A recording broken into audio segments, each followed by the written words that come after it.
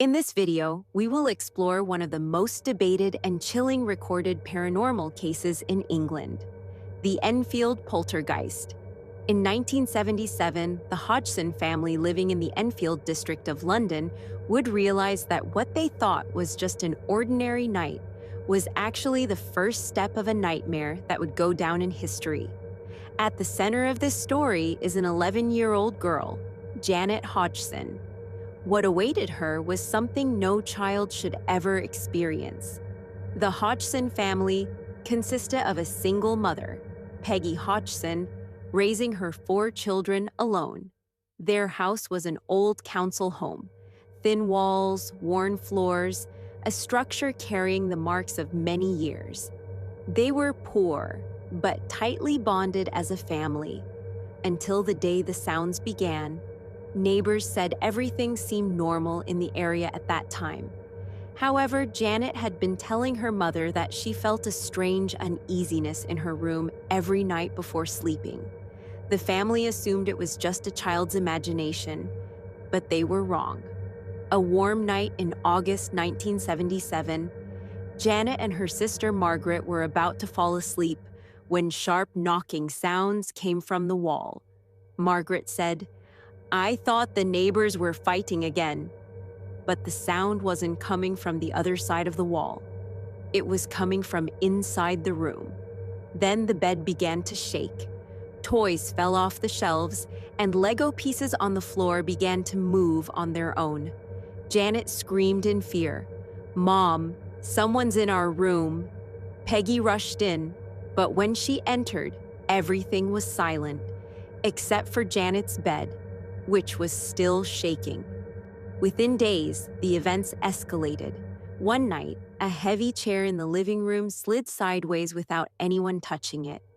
Peggy would later describe the moment as the scariest thing I had ever seen in my life. Terrified, the family called the police. Officer Carolyn Heaps entered the home and immediately heard the knocking noises. She saw a chair in the living room move on its own. Her official report stated, "It was as if an invisible person had pushed it. I could not explain it logically." This became the first moment the case was officially documented. After the first few weeks, one terrifying detail became clear. The activity focused on Janet. She claimed she was being thrown out of bed at night and dragged by an unseen force. Sometimes she spoke while asleep. Other times, objects around her moved on their own. Once, the wardrobe doors flew open and shut violently, then toppled toward Janet. Peggy pulled her away just in time. Janet no longer wanted to be alone in the house. When news spread, the famous Society for Psychical Research sent investigators to the house, Maurice Gross and Guy Lyon Playfair. They stayed for weeks. According to them, the Hodgson family wasn't confused or hysterical. They were experiencing something truly unexplainable. That night, the investigators heard the sounds for the first time. Something banging on the walls, something crawling on the floor, and a sudden chilling growl coming from Janet's room. Daily Mirror journalists visited the house for an interview. The photographers set up cameras in Janet's room. And then, a historic moment occurred. Janet suddenly shot upward from her bed and was captured mid-air, several feet high. Her legs were bent unnaturally, her hair floating. A physically impossible position for any child. The photos were published under the headline, "London's Ghost Girl." What terrified Janet even more was the deep male voice that emerged from within her. It spoke while the investigators were present. It was low, raspy, clearly the voice of an adult man. The voice said things like, "I'm here. I can't leave. This is my house."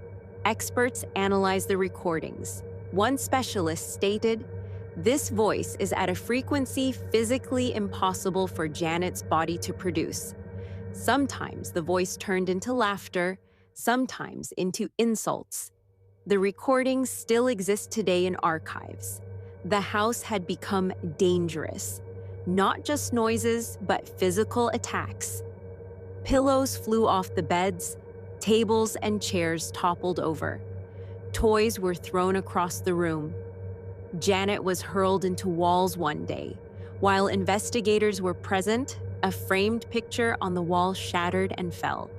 Grossa said, "It looked as though invisible hands pushed the glass from the inside." Janet was no safer at school.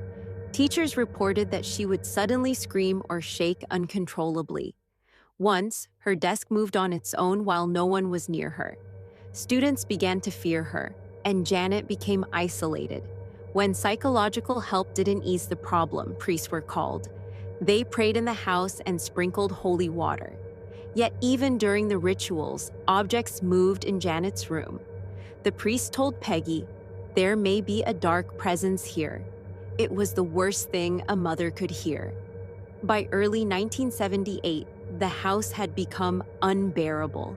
Janet was thrown from room to room almost nightly, sometimes waking with scratch marks on her face. In a recording from that period, Janet's bed shakes violently, as if attacked by an animal. Investigators called that night, "The night hell opened."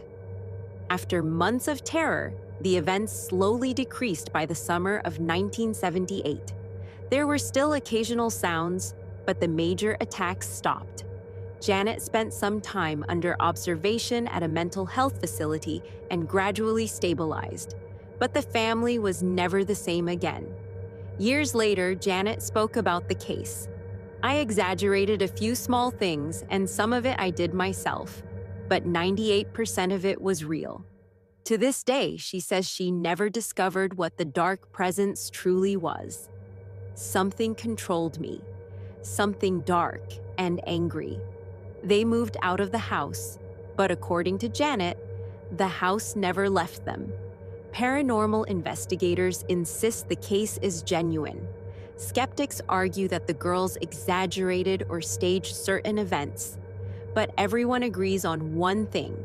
Something happened in that house that was far from normal. Police reports, sound recordings, photographs, and hundreds of witnesses suggest the same. The Enfield Poltergeist remains one of the most heavily investigated paranormal cases in the world. Even today, experts cannot fully explain how it happened. And Janet still repeats one sentence: "That thing was real." So what do you think? A spirit? A dark energy? Or an unknown side of the human mind? Share your thoughts in the comments.